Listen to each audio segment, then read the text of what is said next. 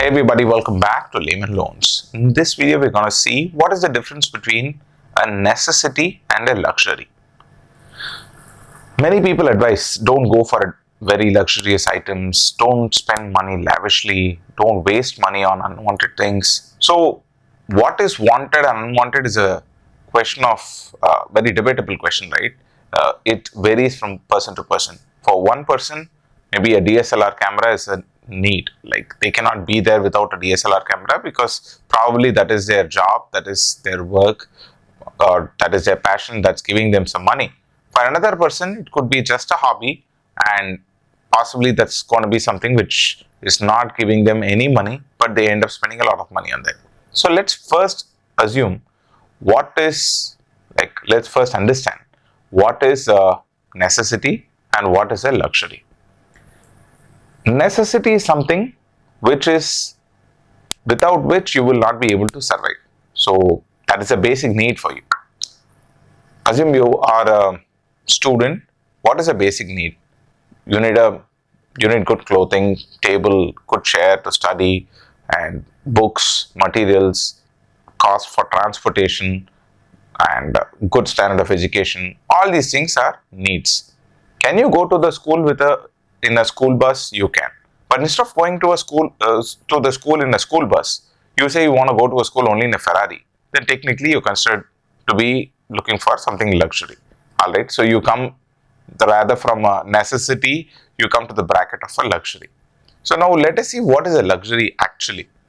Anything which you cannot afford, you try to push yourself to something which you currently do not deserve or do not afford, becomes a luxury. So what is a luxury for you may not be a luxury for someone else.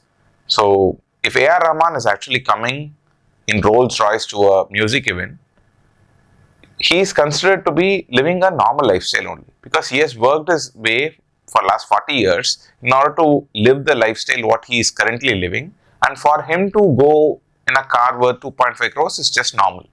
But if you try to rent a Rolls Royce for per hour like 1 lakh or 50,000 rupees and then go and spend money on that, then that is definitely considered to be a luxury. Whatever you can't afford, never try to showcase or try to show off to others pretending that you can afford it. That is absolutely not required. This is Layman Loans, and in this channel we help you get loans. Loans are always a double-edged sword. You should know how to use it.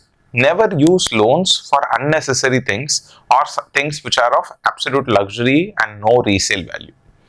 You need to always get stuff which fundamentally has value for you and which can enrich your life, but not really put you in a kind of debt trap.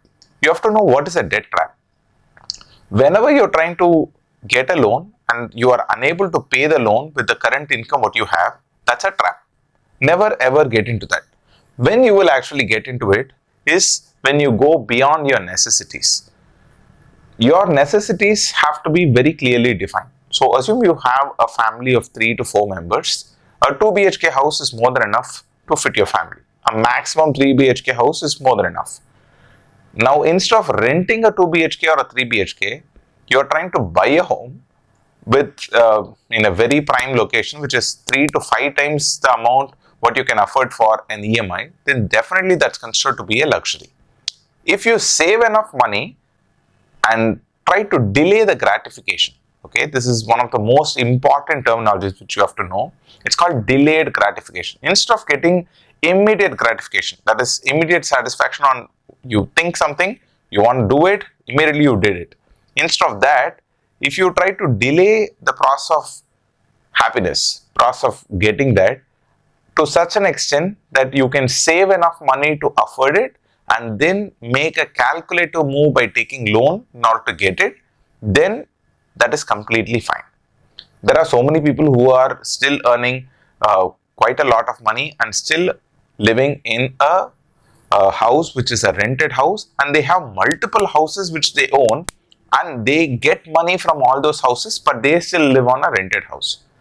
Reason is very simple. They know the difference between necessity and luxury.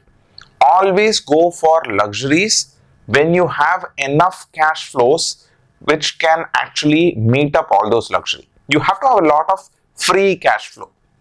In another video, I'll tell you what is a cash flow. But typically, the money what you come in your hands, like whatever money you get in your hands, is considered to be cash flow. So you need to, whether it is your salary or rental income or any other form of income like stock dividends and all the other forms of transactional incomes what you get, are all cash flows. As you have enough cash flows, like if you wish to really afford a Rolls Royce, so typically you must be able to afford a Rolls Royce in your 1 week money. Only then you can actually go and buy it. Don't try to showcase to others by renting it or taking it in a loan and paying it for another 10-15 years. It is definitely not sensible. If you are looking for a car for your office and you can easily afford a EMI of 7 to 10,000 rupees, definitely you can go for a car loan.